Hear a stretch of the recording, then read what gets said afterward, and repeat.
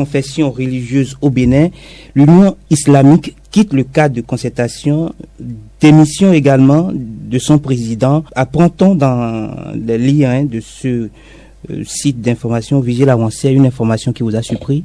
J'avoue, oui, parce que rien ne signalait, n'est-ce pas, ce départ de l'Union islamique du cadre de concertation des confessions religieuses. Le cadre de concertation des confessions religieuses, CCCR, a fait une sortie il y a quelques jours pour demander que le code électoral pour la paix, au nom de la paix, soit relu, soit corrigé, on va dire, à l'Assemblée nationale. Et donc, est-ce que ceci est lié à cela? Certainement, parce que vous avez dit Union islamique du Bénin, il avait déjà quelques antécédents liés toujours au même sujet. Donc, pour moi, c'est sans doute cela qui est réapparu avec deux conséquences. La première, c'est que l'Union islamique du Bénin se retire du cadre de concertation des confessions religieuses du Bénin, avec pour conséquence le retrait également, sinon la démission du président du cadre,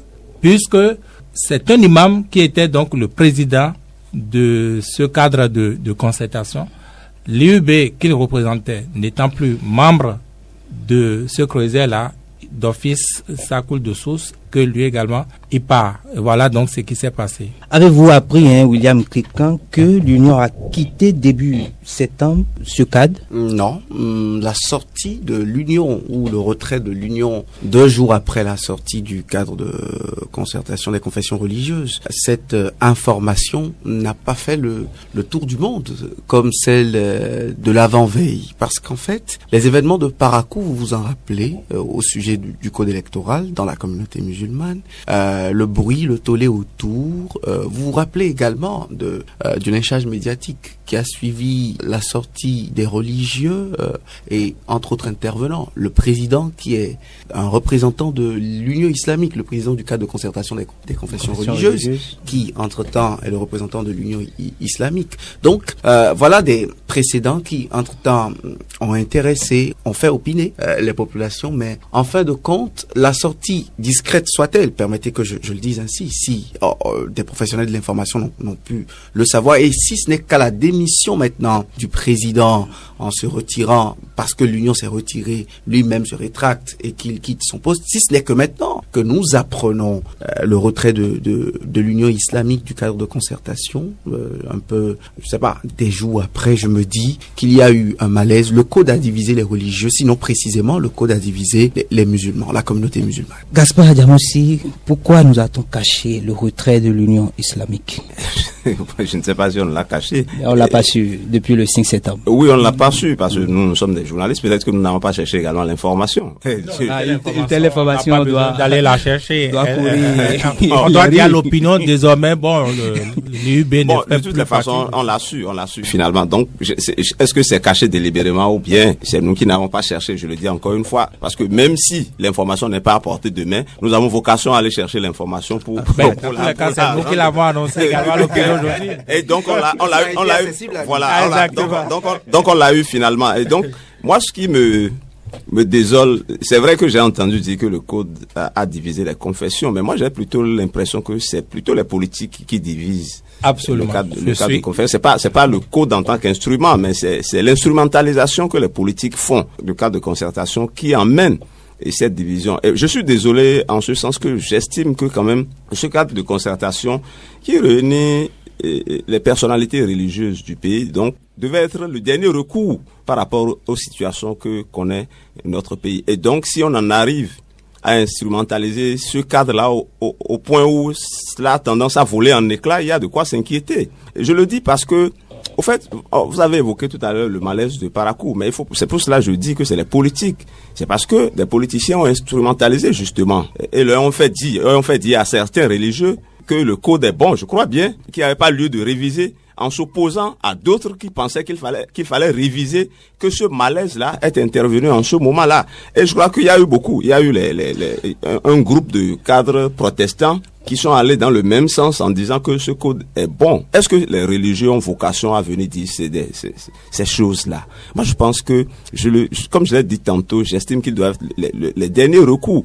Ils peuvent ne pas être d'accord, moi, je pense. Ils peuvent avoir leur opinion, mais ils n'ont pas vocation à dire tel a raison, tel a tort. Ils ont peut-être vocation à intervenir au moment où la situation est critique pour essayer de rallier les différents points de vue. Mais quand eux-mêmes, ils se laissent instrumentaliser, deviennent pratiquement acteurs politiques, on peut arriver à la situation où on arrive. Parce que, vous savez, quand on dit cadre de concertation des confessions religieuses, c'est plusieurs tendances, confessions qui se retrouvent dans le cadre. Et je crois que les positions peuvent ne pas être les mêmes. Donc, ils doivent faire en sorte de sauver cette unité-là de face et de savoir comment aborder les sujets. Je crois que c'est la manière dont ils ont abordé ces sujets-là qui ont amené à cette situation que nous avons connue. Et quand on parle moi, ce qui m'a aussi surpris, c'est que quand il faisait la déclaration la dernière fois, j'ai bien vu l'imam central de la... Bien sûr, il a même intervenu, il a même fait le discours d'ouverture. Et donc, je suis surpris, parce qu'il était, je crois, le président de l'Union islamique du Bénin. Il y a quelques mois, il a passé le témoin à celui qui l'est actuellement. Et s'il était présent et s'il a pris la parole, qu'est-ce qui s'est passé entre-temps pour que toute la communauté musulmane se rétracte finalement? Je suis surpris. Vigile Arancel, l'Union a indiqué que la décision prise pour se retirer est issue d'une réflexion profonde, motivée par des raisons de convenance et de vocation, de principe. Raison de convenance. Quand on dit raison de convenance, on ne dit rien.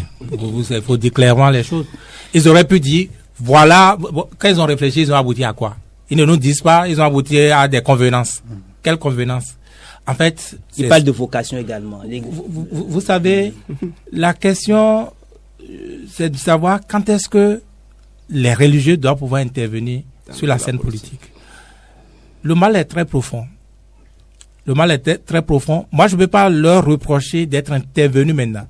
Pourquoi? Parce que quand est-ce qu'ils devraient pouvoir intervenir? Quand la paix serait menacée à terre, ou il faut intervenir par prévention. Je crois que c'est ce qu'ils auraient dû faire. Si c'est la politique, eh bien, moi, je soupçonne que même le cadre de concertation est né avec la politique, de la politique. Le cadre de concertation est porté sur les fonds baptismaux en 2010. Quand vous voyez 2010, c'est la veille de la réélection de Boni Yayi. Et vous connaissez les relations de Boni Yayi avec les religieux à l'époque. Ils se disaient qu'ils avaient d'emprise sur le chef de l'État d'alors. Et donc, il fallait pas laisser le tout partir comme ça. Sans doute, le cadre a été créé ainsi. Voyez-vous, avec d'autres, puisque c'était les évangéliques notamment, avec d'autres entités religieuses, ça a été fait. Donc, c'est même né de la politique, le cadre lui-même. Et donc, aujourd'hui, je crois que avec ce chantier, ça n'engage que moi. C'est quand même noble. Qui dit paix dit quand même, disons, une cause noble. Voyez-vous, il n'y a pas, comment dit-on, il n'y a pas à prendre il n'y a pas à avoir de pudeur à se prononcer sur ces choses-là. Quand nous voyons dans d'autres pays ces velléités là où ça conduit, faut-il dire que non, nous sommes journalistes, nous ne devons pas prendre parti. Quand un journaliste prend parti pour la paix, il n'a commis aucune faute. Au contraire, c'est même sa mission, la mission sociale du journaliste, de prendre parti pour la paix, pour l'intérêt général. Donc, je pense que le cadre, même s'il a été motivé, même s'il pourrait avoir été motivé par des acteurs politiques, puisque nous avons dit que même religieux, il est d'essence politique par ailleurs, si des acteurs ont pu être entretenus par des politiques pour, disons, réchauffer ce sujet, comme on dit chez nous, pour réchauffer ce sujet, mais c'est normal. C'est bien normal. D'ailleurs, est-ce que on n'était pas interpellé par ce silence qu'il avait autour de cet essentiel, alors que on allait se promener à Niamey, on voyait que on a violé les frontières du Togo, et qu'est-ce que j'oublie encore, Ibrahim Traoré parle là-bas, alors que nous avons des choses, alors qu'il a la tornade, n'est-ce pas, qui roule dans notre ciel et qui délibérément va s'abattre sur nous. Donc, ces gens n'ont fait que réveiller l'opinion. Ils n'ont fait qu'une œuvre salvatrice. Et moi, je continue à lier ça, cette décision-là, à la sortie de Parakou. Rappelez-vous, Même la sortie de Parakou, rappelez-vous comment cela s'était soldé. C'était déjà soldé par la division de l'Union islamique du Bénin avec, je crois, la tendance, neutralité qui a fini par l'emporter. Et ils ont dit, on calme les choses et ils se sont démarqués clairement de ce qui s'est fait à Parakou. Et déjà à l'époque, nous avions appris que eux également, ils étaient entrepris. Notamment par un ministre d'État qui avait appelé les acteurs et qui avait reprimandé ceux qui s'étaient pointés à l'activité du clergé catholique. Qui aurait... Non, écoutez. En plus, vous savez, quand vous avez été à la source, vous faites moins preuve de prudence, de tout le reste. Il faut dire les choses pour que chacun sache qu'on se voit, qu'on sait là où chacun se couche. Voyez-vous? Et il n'y a pas que le même ministre d'État oui, a appelé d'autres avant ça même pour demander, mais il paraît que vous organisez telle chose, mais c'est quoi avec toi et tes évêques là, etc., etc. On connaît ça. Donc il faut qu'il sache. Lui, le ministre d'État, que je ne nomme pas, je ne sais pas combien ils sont dans le gouvernement. Ils sont à peine deux. Bon, s'ils sont deux, je n'ai nommé personne. mais qui peut le dire? On s'imagine. C'est votre problème, William, si vous vous imaginez. Dans tout cas. Et donc voilà. Donc, le politique ou les politiques, ils sont à la manœuvre d'un côté comme d'un autre. Encore qu'on n'a même pas encore la certitude que, du côté du cadre de concertation, c'est des politiques qui les ont aiguillonnés, qui les ont activés. Moi, je n'ai pas d'éléments pour l'instant par rapport à ça. Mais quand on connaît un acteur comme le pasteur Michel Alokpo, très proche de Boni Yayi, on peut s'imaginer aussi des choses non visibles. Je l'ai reçu ici sur ce plateau, il vous a dit que avant, oui, il lui arrivait de prendre le café avec Boni Yayi, mais ils ont pris encore du café il y a longtemps. Donc, c'est un plus Boni Yayi qu'il voit régulièrement. Ils prennent peut-être la bouillie. Bon, quand il se voit peut-être. William, sur les raisons évoquées par l'Union. Vous savez, l'Union divisée et après avec une superficielle entente sur la question du code électoral n'étonne pas en voulant que le code électoral ne refasse pas surface avec l'empreinte de l'Union islamique. On comprend cet idéalisme. Mais ce qui me gêne, moi, c'est comment des religieux, des personnalités morales, leaders d'opinion, d'une certaine maturité, qui pourraient prendre, sinon sont prétendument détenteurs de cette jugeote pour aller se mettre au-dessus de la mêlée avant d'analyser un fait si grand comme une loi électorale, comment, pour des convictions personnelles, sous des menaces peut-être, ou sous des appétits que nous ignorons, des intérêts, pourquoi pas pécuniaires par endroit, pourquoi pas de sympathie ou d'empathie pour une personne ou l'autre, ou des camps politiques, qu'un sujet si grand soit mis sur la table et que toutes ces séquences ou toutes ces appréciations priment et prennent le dessus sur l'objectivité. Sinon, je ne vois pas une autorité comme des autorités religieuses venir sur la place publique dire une chose et pour les mêmes faits se dédire et surtout ne pas avoir le courage et faire comme l'autruche, se recroqueviller, ne plus avoir les moyens de revenir dire en fait c'est au nom de cette pomme de discorde que je repars. Et on essaie d'entourer un mythe alors que c'est un secret de polichinelle. On sait bien ce qui pourrait diviser le cadre de concertation. Vous avez parlé de Michel Alokpo et vous avez vigilé les revenus sur les antécédents du cadre de concertation. Moi, j'aimerais m'attabler là-dessus. Je ne conçois pas que des religieux soient des caisses de résonance des différents camps politiques. Parce que je pense qu'ils ont un léger arbitrage, ne serait-ce que moral. Ils n'ont aucun statut juridique peut-être, mais parce que, vous savez, nos chefs traditionnels, nos chefs coutumiers n'ont aucun statut dans la République, mais nous sommes sujets à eux un peu comme nous sommes des citoyens soumis aux lois de la République du Bénin. Au nom de cette personnalité morale qu'ils sont pour nous, je comprends, je tiens à ce qu'ils soient au-dessus du débat. Et justement, pour légitimer leur opinion, pour faire de la démarcation entre leur opinion et le débat politique passionné, partisan de chaque camp politique, ils devraient se revertir de cette neutralité-là. Pour moi, le religieux doit parler quand il s'agit des lois électorales ou de la Constitution surtout. Est-ce qu'on peut parler sans prendre parti? On peut parler sans prendre parti comme on peut parler en prenant parti. On peut même prendre vertement parti. Mathieu Kérékou est allé s'inscrire pour la LEPI dans une période de tumulte, ancien président soit-il, désengagé des faits, pour dire en fait, je ne suis peut-être pas d'accord avec Boni Yayi, mais pour la continuité du jeu électoral, je suis pour la LEPI. Ça a émoussé un peu l'ardeur du côté de l'opposition. Je suis de ceux qui pensent que les personnalités morales peuvent mal envenimer aussi un débat avec des prises de position toutes faites, comme le pape qui prend fait et cause pour l'homosexualité. C'est au nom de cela que ceux qui sont censés être dans une position d'arbitrage, de conseil, doivent être dans la méthode. C'est pour ça que j'ai salué par exemple la démarche du clergé. Le clergé a commis des experts. Moi j'ai participé aux travaux. J'ai vu beaucoup de hauteur, même s'il y a la coloration politique, l'hyperprésence des politiques, ça, on ne peut pas l'exclure. C'était un débat beaucoup plus politique, c'est un débat sociétal. Mais quoi qu'on dise, il y a eu de la science, de la méthode, un grand débat autour. Je comprends aussi que le cadre de concertation n'a pas voulu laisser le clergé aller solitairement dans une sollicitude, sur la question du code électoral. Pour moi, ils se sont mépris. C'est-à-dire, le contexte s'y prêtait tellement. On avait besoin d'écouter des voix audibles par ces temps, à tel point que, en se laissant diviser par la politique, en se laissant instrumentaliser, beaucoup ont lu entre les lignes des motifs, du visa de cette décision qu'ils ont lu. Ils ont senti des positions toutes tranchées.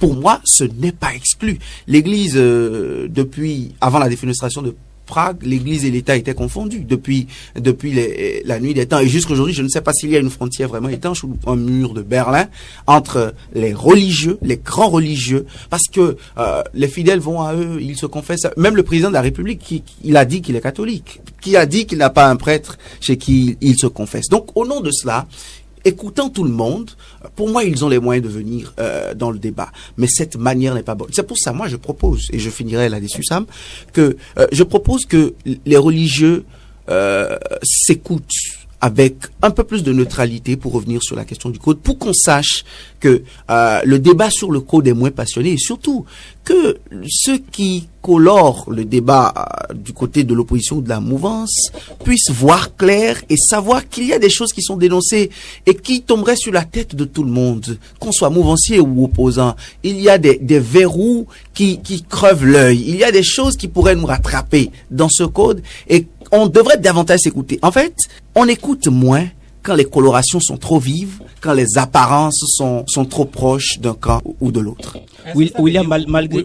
Si vous permettez, moi je veux bien comprendre, William. Est-ce que ça veut dire que le clergé n'aurait pas dû prendre cette initiative sur le code électoral? J'ai apprécié l'initiative du clergé, j'ai apprécié même sa méthode. Mais pour moi, l'Union islamique, en soutenant ou non le clergé, s'y est mal pris. Le cadre de concertation s'y est mal pris, justement. Parce que aujourd'hui, ça donne de l'eau au moulin de ceux qui pensent que le clergé prenait position pour l'opposition en organisant des travaux comme cela. C'est-à-dire les religieux sont en train de prendre fait et cause pour l'opposition. Alors que pour moi, le débat que les religieux mènent est un débat que tous les Béninois doivent mener. Le débat sur le code électoral, sur les récriminations, sur les peurs qu'il y a, les verrous, sur la question des candidatures, sur la question de la participation, les gros paniers à crabe que nous avons comme de grandes formations politiques qui sont censées nous donner les candidats et nous sommes à moins de 2 ans et on ne voit rien. Pour moi, le débat devrait se mener et surtout, les personnalités morales avec la teneur de leur discours devraient amener les institutions de la République à comprendre l'enjeu du code électoral. Mais si ceux-là ont des raisons de trouver que les chapelles morales sont en train de se rapprocher des chapelles politiques d'un camp ou de l'autre, que ce soit de la mouvance ou de l'opposition, cela va envenimer le débat. Cela ne va pas donner place à la neutralité du débat qui devrait être quand même caractéristique de l'intervention des personnalités morales. Mas Gaspard Adjamossi, est-ce que les religions ont toujours leur place en politique? Dans un débat où on caricature vite les gens, où on étiquette mieux les acteurs politiques ou les religieux? Non, les religieux ne sont pas moins des citoyens que les autres, donc ils ont droit au débat. Et c'est en cela que j'épouse un peu la position de William qui a tendance à dire, oui, toute vérité n'est peut-être pas bonne à dire. Vous savez, il y a déjà une position tranchée au niveau des politiques où on voit l'opposition d'un côté avec sa position, où on voit la mouvance de l'autre. Je crois que le cadre de concertation ne devrait pas, à mon sens, s'aligner comme si elle s'alignait sur une position politique. Vous savez, dans un passé... Non, mais sa position peut finir oui, au profit. Je suis d'accord, mais mais avec de la méthode, manière oui, c'est ce que je dis aussi, Mmh. avec de la méthode. Et c'est dans cela que je dis dans un passé récent. D'ailleurs, même dans le présent. Moi, je me délecte parfois des positions du clergé catholique, de la communauté, comment on les appelle, du clergé catholique, je veux dire. Oui. Souvent, quand ils analysent les faits politiques ou les faits de société, ils finissent souvent par un message. Et quand vous lisez ces messages-là, que vous soyez d'accord avec eux ou pas, vous y voyez de la méthode, vous y voyez du bon sens. Et vous dites, tel que le sujet est abordé, vous ne verrez jamais une prise de position pour dire tel a raison, tel a tort. Et dans un passé pas si lointain que ça, quand il y a des crises dans le pays, quand vous voyez un Ganti de regrettée mémoire solliciter une audience et aller voir le chef de l'État et dire quelques mots sur un sujet au sorti de l'audience, vous voyez une certaine décrispation. C'est une voix de la sagesse. C'est une voix qui ne vient pas dire toi tu as raison, toi tu as tort. Mais c'est une voix qui essaie d'arrondir les angles. Et je crois que c'est ce qui manque aujourd'hui, à mon sens. Aujourd'hui, les gens ont tendance, et par rapport à la manière dont ils abordent les sujets, ont tendance à montrer qu'ils sont d'un camp ou d'un autre. Moi, j'estime que la position du cadre de concertation ou la position du clergé catholique peut s'aligner sur la position de l'opposition. Mais la manière de l'exprimer peut ne pas être la manière de l'opposition de l'exprimer. On a comme l'impression aujourd'hui que il y a un peu comme une course contre la montre où on cherche à se rallier les différents camps. On a comme l'impression qu'aujourd'hui, la position du pouvoir talon, c'est comme si ils sont en train de perdre une guerre que les confessions religieuses sont en train de s'aligner du côté. C'est une grande ignorance. Voilà, tout à fait. Mais ça a vocation à faire quoi? Ça a vocation peut-être à braquer les partis les uns contre les autres. Parce que le cadre de concertation peut aujourd'hui se retrouver, comme vous l'aviez dit, dans un rôle d'arbitrage. Mais si aujourd'hui on a déjà comme l'impression qu'ils sont d'un côté, comment feront-ils l'arbitrage? C'est pour cela que la manière d'aborder le problème doit être différente de la manière dont les politiques ou les autres abordent. En tout cas, c'est mon opinion sur le sujet. Ils peuvent dire la vérité, mais la manière de dire la vérité aussi peut compter. Encore que le clergé catholique a abordé cette question du code électoral avec manière, en organisant ce séminaire qu'on a eu. Et malgré ça, le gouvernement est tombé dessus. Vigilant, on sait. Bon, moi, je crois que c'est... Mes chers confrères, Dieu sait que je les apprécie, sincèrement. C'est eux qui arrondissent les angles d'ici. Non, moi, je me pose une question. Face à tout ce que vous venez de dire là, oui. Vous dites manière, vous dites méthode. Qu'est-ce que le cadre aurait dû faire? Parce que moi, j'ai particulièrement suivi leur sortie médiatique de la dernière fois, d'il y a une semaine, exactement, par ailleurs. Où ils ont dit, le clergé catholique a parlé. Oui. A posé des actes, a fait un colloque assorti d'actes, appliquer ces actes-là. Et ils ont dit, tel point, prenez-les, appliquez-les. C'est ça la méthode qui est en cause. Moi, je ne comprends pas, sincèrement. Parce que, non, sur ces sujets-là. La méthode, c'est le discours, oui. c'est le considérant, c'est Michel Alorpo qui lit des déclarations. En fait, les 8 recommandations du cadre de concertation du clergé sont trop claires, trop limpides, trop scientifiques. Accordent tout le monde, même les mouvanciers vous diront sous boisseau, qu'en fait, ce sont des choses qu'ils ont relevées dans le code électoral, mais la volonté politique actuelle est de mettre ces verrous. Donc, pour soutenir un fait comme ça et ne pas ressembler à un partisan, il fallait juste savoir qui choisit. Imaginez-vous, par exemple, que l'Union islamique ne nous réserve pas cette surprise qu'elle nous a réservée au lendemain de cette sortie. Personne ne saurait qu'il y a eu manipulation. On trouverait que ce sont des...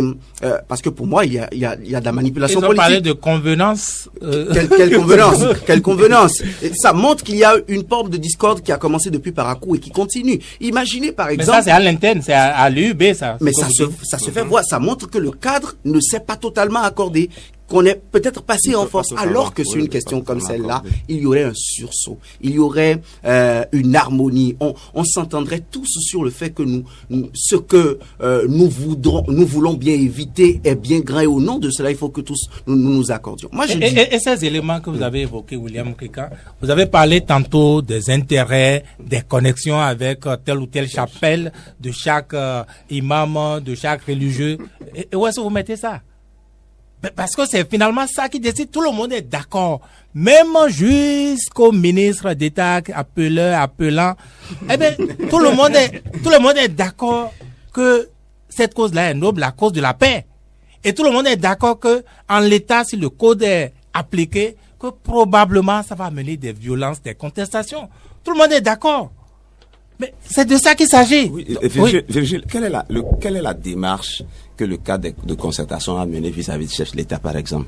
Quelle est la démarche que le cadre de concertation a amené vis-à-vis de l'Assemblée nationale, vis-à-vis du président de la Commission des lois, vis-à-vis du président de l'Assemblée nationale, vis-à-vis même des partis de la mouvance présidentielle et vis-à-vis des autres? Vous savez, après tout cela, si ils ne se font pas entendre, ils peuvent venir prendre l'opinion à témoin. Mais s'il n'y a pas eu cette démarche en amont et qu'on prend position comme si on dénonce un camp contre un autre, convenez avec moi que les autres aussi se braquent et estiment que c'est pas la bonne méthode. Enfin, moi, j'estime qu'il y a quand même la méthode a manqué un peu. Encore que, comme vous le dites, quand ça se passe comme ça, c'est vrai qu'il n'y a pas, comme l'a dit William, peut-être l'entente parfaite entre les différents camps. Mais quand il y a cette faille-là, ne demandez pas aux politiques de ne pas entrer, de fragiliser pour montrer que non, ça ne va pas. Les politiques, pour moi, n'ont pas fragilisé. Les gens se sont laissés fragiliser. Voilà, les gens se sont donnés aux politiques. Quand vous êtes une personnalité morale et que vous voulez intervenir sur des sujets comme ça, en asseyant votre légitimité et devant prendre de la hauteur sur le sujet, vous prenez des égards, vous prenez de la distance avec les politiques. Et c'est justement ça que j'évoquais dans l'analyse de Vigile. La grande immixtion, ceux qui sont proches du pouvoir et qui arrivent à recevoir des instructions pour semer le trouble à l'intérieur sont blâmables au même titre que ceux qui vont se rapprocher de l'opposition pour avoir les arguments, alors que scientifiques, juristes, politistes, sociologues, tous vous diront que ce code a des choses sur lesquelles il faut revenir. Pour ça, la hauteur que vous prenez fait votre crédibilité face à votre interlocuteur, surtout que vous êtes face à un pouvoir qui, du point de vue des libertés, des droits civils et politiques, a déjà montré cet art la plupart du temps durant et sur plusieurs rendez-vous électoraux. Au nom de cela, vous ne devriez ressembler à aucune couleur protagoniste, vous ressemblez à la neutralité parfaite et vous asseyez votre discours. Ce cadre a besoin de se refaire une santé, de se refaire une image. Ce cadre a besoin de se légitimer dans l'opinion, de prendre de la hauteur vis-à-vis des politiques et de revenir sur cette question parce qu'elle a besoin d'être débattue et surtout pas des gens qui savent prendre de la hauteur et qui savent apprécier les éléments chrysogènes dans l'avenir de notre pays. Si vous faites ce procès au cas de concertation des confessions religieuses, quel procès vous voulez faire au clergé catholique? Non. Qui a pourtant essuyé les mêmes insultes. Et aujourd'hui, oui. Je pense qu'on a mal agi en voulant soutenir le clergé de cette façon. Il fallait aussi soutenir le clergé dans une démarche comme celle qui a été sienne et on dirait de deux. On chercherait une troisième voie. La société civile qui, aux portes de la commission des lois de l'Assemblée nationale, n'a pas été reçue malgré les dispositions législatives et réglementaires de notre pays qui permettaient que la société civile soit écoutée sur des questions de grandes préoccupations comme celle-là, qui a proposé des choses à l'Assemblée nationale, qui l'a battu du revers de la main. Cette société civile, cette plateforme électorale va encore sortir avec des éléments nouveaux pour dire nous faisons des plaidoiries, nous faisons des plaidoyers aussi si vous voulez, qui n'aboutissent pas. Attention messieurs, l'alerte doit monter parce que nous approchons l'échéance régionale de l'instrument régional qui dit que 6 mois avant les élections il ne faut pas toucher les textes électoraux. En plus de ça, il y a des recours de juristes toujours sur la question du code électoral. En fait, plus l'alerte monte et plus ceux qui montent l'alerte sont dans une clairvoyance, ont moins de coloration politique, plus on sent que le débat il est national. Le débat, parce que vous savez, à une certaine époque, les gens avaient quelques billets de banque à partager à des jeunes de Cotonou pour entrer dans les rues pour défendre des causes. Aujourd'hui, ce n'est plus possible. Aujourd'hui, il n'y a que quelques éveillés qui prennent le courage de parler sur les antennes.